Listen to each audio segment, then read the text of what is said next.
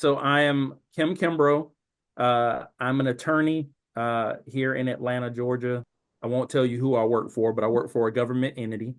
And my practice and my experience has largely been working with and around government agencies for my entire professional career. I'm a graduate of Emory Law School, and I'm also a former elected official here in Georgia. I was the elected sheriff in Clayton County, which is just south of the city of Atlanta. Of course, I have voted in every election I've been able to since I was 18. I'm a strong proponent of voting and voting rights. And also, in case you can't tell, I'm an African American man. And so I'm also keenly aware of the issues as it relates to race and class. I was the first to go to college and graduate from college in my family. And so my mother grew up in the civil rights era and was sprayed with fire hoses and had dogs sicked on her. She was one of the first students in some of the segregated classrooms when the reforms were being made and the changes were taking place here in Georgia. I'm also a military veteran too, so that's a whole nother piece to it. I have definitely shed blood, sweat, and tears for this country. I've served also in another uniform capacity as a police officer here. So all of those experiences, I think, wrap into what I think about democracy and the state of democracy. Yeah. Well, so I think freedom is one of those things that requires context. Absolute freedom can be harmful if you're in a communal setting. If I'm by myself in the woods, then freedom is just freedom, right? It's I can do whatever I want to do, and the only person who suffers the consequences of whatever I do is me.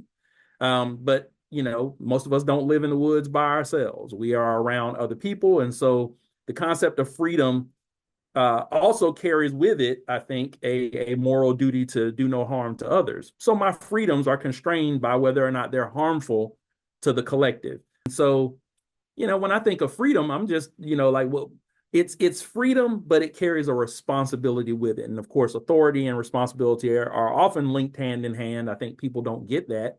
They think that authority is looked at in isolation and responsibility is looked at in isolation, and they don't think they have either one of them, and so they should just be free. And that's short-sighted. Freedom has to be cast in the context of, is my freedom harmful, to other people? That we created this nation and created the government of this nation to provide for the common well-being of all of us. And I think that that's also a notion that gets lost in the present day debates. Um, the government exists truly to help us combine our strengths to provide for a common defense, to promote general welfare. So while individual freedom is cool, collective cooperation is more efficient, more effective, and we literally created this country for that reason. I think direct democracy requires a whole lot.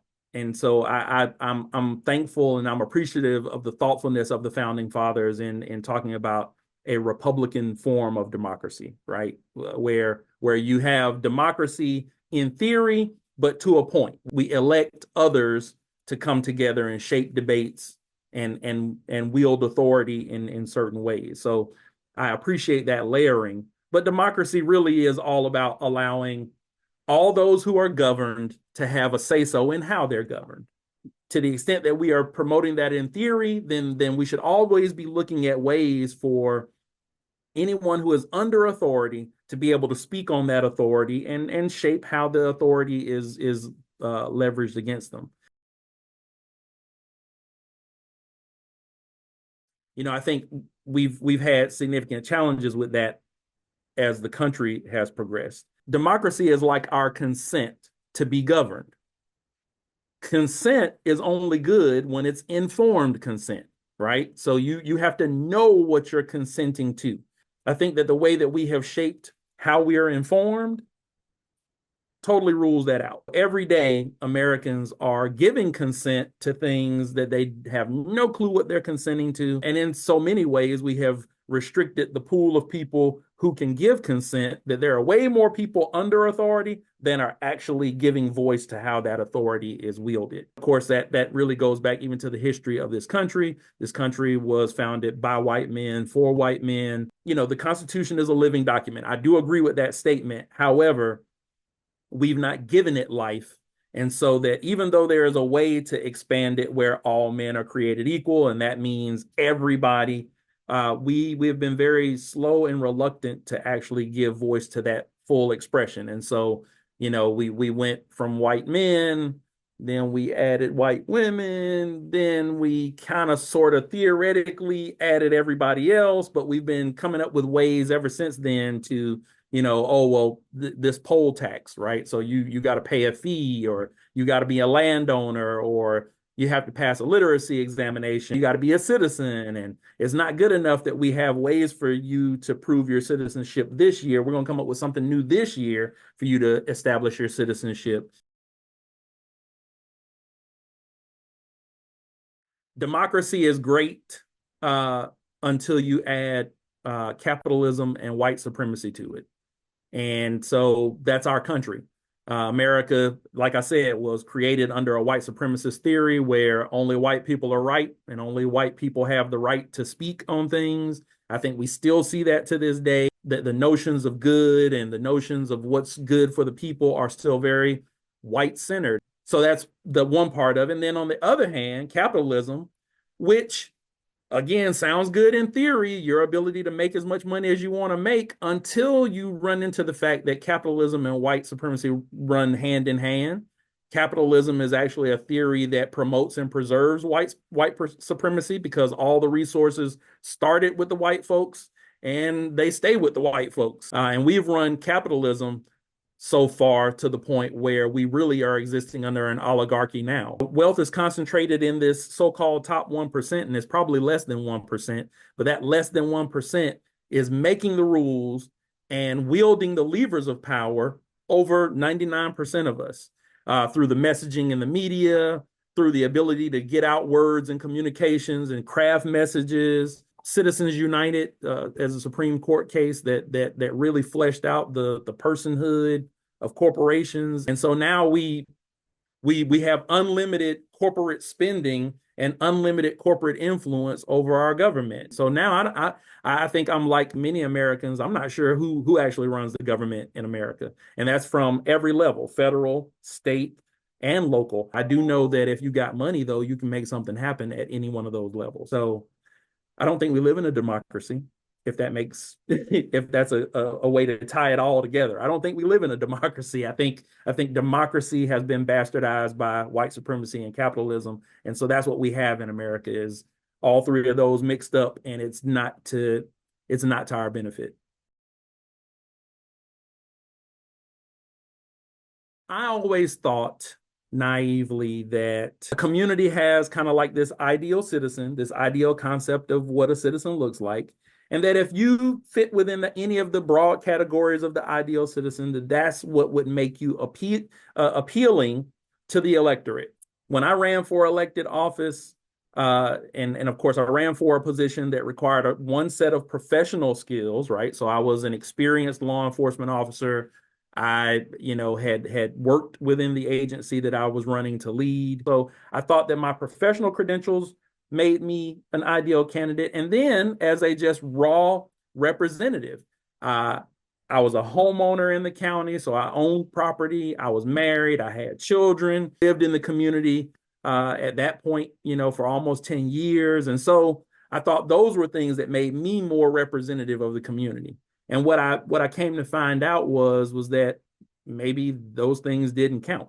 I had opponents in both races, both the race that I won and the race that I ultimately lost. I had opponents who had never worked in a sheriff's office, so they didn't know anything about a jail, had never supervised anybody, had never crafted a budget, didn't own a home, didn't have children, had lived off and on in our community, and so they had no links to the community, had no professional experience, but they could put an address in the county and they had some minimal ties to law enforcement in the past.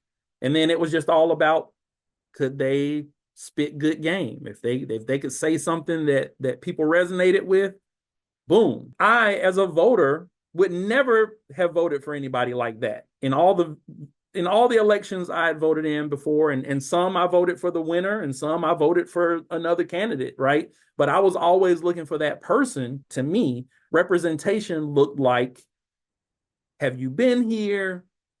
What's your level of involvement? Like, you're setting tax rates. So I need to know that you own property that's going to pay those taxes. If you're setting sales tax rates, I need to know that you live here and you do business here and you buy here, you shop here, you eat here. I need to know that when you make these decisions, you're going to be in it with me to suffer the consequences. And I think we've lost sight of that, because those are questions that don't even seem to get asked anymore. No one really asks a person's level of involvement and whether or not they're going to suffer the same consequences. And again, we get back to the oligarchs, right? The person who's running for office who's rich, they don't care about the public school system. If it all burns down, they don't care, because their kids go to private school, and probably not even in our community. They don't care about the police and the fire and the EMS, because they have their personal doctor on speed dial and they have the ability to afford security. And taxes for them is an accounting issue, as opposed to whether or not I have enough money to buy groceries this week. And so representation is all out of whack.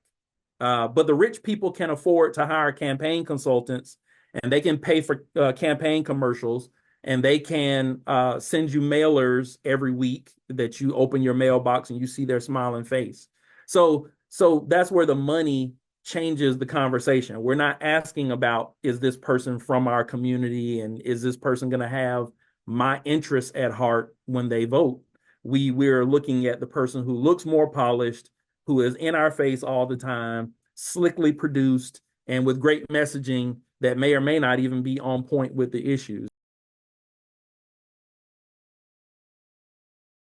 And there are a lot of things that I am very let down about, and so my pessimism is fed constantly. However, I do find hope, and I find hope in a couple of things. Number one, I do think, and I am really, really happy to see the increasing numbers of white people who are speaking out in ways that I've not seen them speak out before.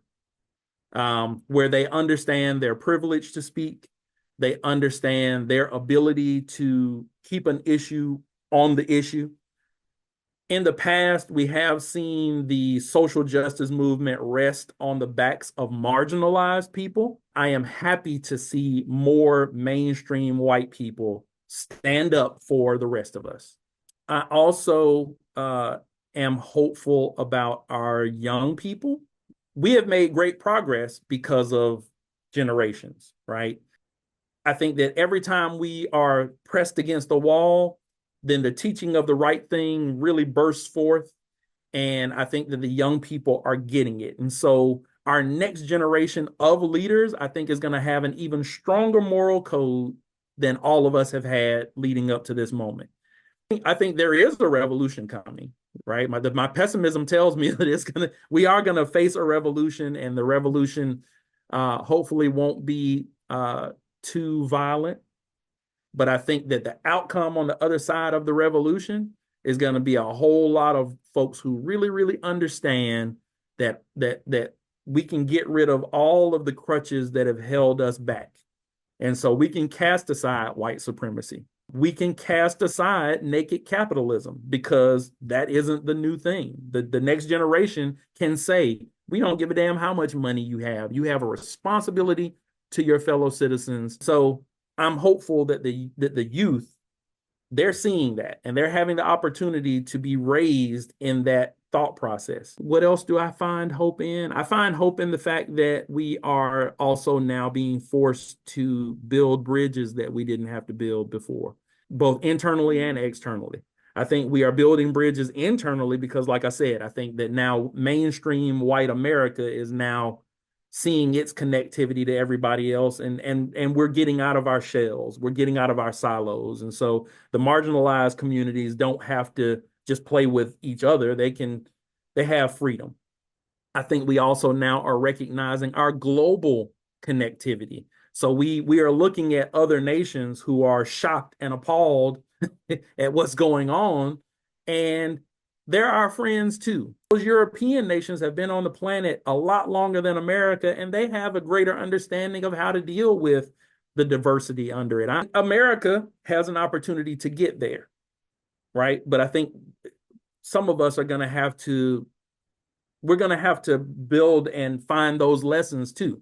It is useful for us to talk to people from France and get their perspectives on how they have moved forward as a unified society now. I mean, each and every nation, I think, has that opportunity to teach us something. And so that gives me hope, because I think now that we are pressed, now we're willing to do it, right?